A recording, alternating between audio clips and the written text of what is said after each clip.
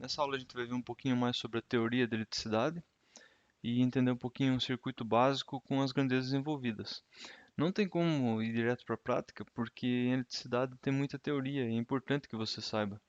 Se você vai direto para a prática, você vai acabar ficando muitas lacunas na sua cabeça. Por mais que a gente estude a teoria aqui, ainda vai ficar algumas, porque a teoria é muito complexa. A eletricidade é muito complexa. A tecnologia é muito complexa. Então não tem como a gente pegar e ir para prática direta, porque a gente vê as coisas acontecendo, é bonito de ver, né? Mas a aplicação ali, você entender a fundo, é importante. E principalmente a eletricidade. É uma coisa perigosa de mexer, então é importante a gente entender um pouquinho da teoria. Beleza? Então a gente vai voltar um pouquinho nos pensamentos lá sobre os prótons e os elétrons para entender um circuito elétrico. Então a gente vai ver isso daí e ver um pouquinho das grandezas envolvidas. Prótons e elétrons. Sabemos que tem atração entre um e outro, né? Os prótons estão no núcleo do átomo e os elétrons estão na eletrosfera, nas camadas. E um sente atração pelo outro. O que acontece é que o núcleo ele não se move, ele está ali no núcleo. O que está mais amplo nas camadas são os elétrons. Então eles vai tender a fluir pelo circuito elétrico.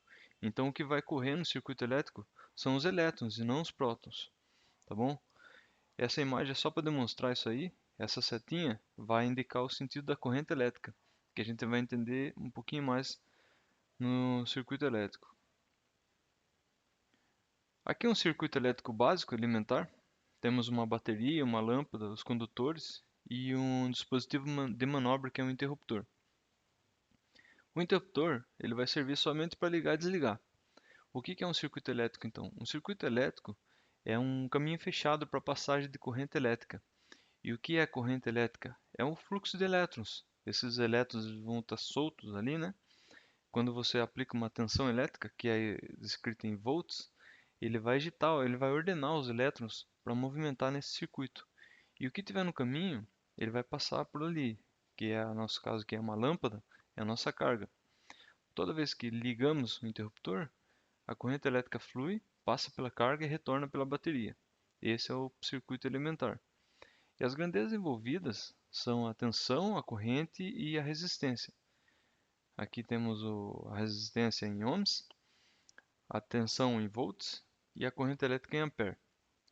E essa seta indica o sentido da corrente elétrica, num circuito de corrente contínua, que é esse daqui.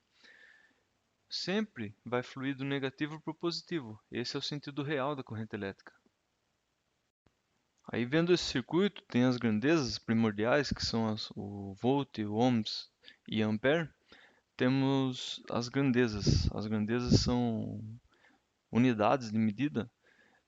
Sempre que a gente fala em unidade de medida, a gente está comparando a unidade padrão. Por exemplo, uma pessoa é medida em metros, né? Por exemplo, ela tem 1,80, 1,70 de altura, ela está sendo comparada com uma medida padrão, que é de 1 metro. E assim, assim também é para as grandezas elétricas. Por exemplo, o ampere, que a gente vai ver aqui, o ampere é a quantidade de elétrons por segundo passando no condutor. Aqui é um número gigantesco, né? 6 quintilhões 250 quadrilhões de elétrons por segundo passando num condutor. Como essa unidade é muito impraticável, né? A gente nomeia por ampere. Foi inventada, né, por esse francês aqui, cientista francês, André-Marie Ampère. Daí colocou o nome ampere em homenagem a ele. Todas as unidades, quando é homenageada a algum cientista, sempre a unidade é a primeira letra descrita com a letra maiúscula, tá? Então, 1 ampere por exemplo, se for 1 ampere é 1 A maiúsculo, tá bom? Temos o volt. O que é o volt? O volt é a diferença de potencial, ou DDP, né, que é uma sigla, força eletromotriz também, ou simplesmente tensão elétrica. É a força que a bateria, a fonte de alimentação vai ter para empurrar os elétrons, para circular ali no circuito. Essa força é descrita pelo volt. E, mais uma vez, é V maiúsculo, por causa que é homenagem ao Alessandro Volta, um cientista italiano. E a resistência elétrica é a oposição à passagem de corrente elétrica. É a mesma coisa a gente espremer ali, de forma, né, hipotética, espremer o condutor para reduzir a passagem da corrente elétrica. Quanto maior a resistência, menor a corrente elétrica. Só que daí vai depender da tensão também. Isso aí já é a lei de Ohm. É uma outra conta que a gente vai ver, um cálculo, uma fórmula que a gente vai aplicar no circuito elétrico. Então, mais uma vez, a resistência descrita em ohms, né? Descrita pelo George Simon Ohm, um alemão, cientista alemão. Só que aqui não é só a letra O, é descrita pelo ômega ou ohms, tá bom? Esse é a resistência elétrica. E como é que a gente mede a resistência elétrica? Os condutores, eles também têm resistência elétrica. Por exemplo, se você pegar um fio de cobre, de alumínio, de qualquer material, ele vai ter uma resistividade. Essa resistividade, ela vai ser aplicada nessa forma a gente poder calcular. Muitas vezes é irrelevante, só que em grandes comprimentos, né, em grandes instalações, a, é importante saber esse cálculo. A gente vai para uma tabela em Excel, onde eu fiz uma fórmula e a gente vai calcular algumas medidas.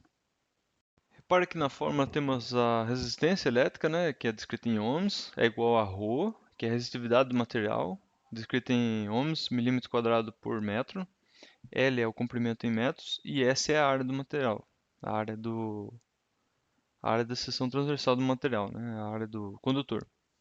Pode ser em milímetros quadrados. Então, cada condutor, cada tipo de material usado no condutor, ele vai ter uma resistividade diferente.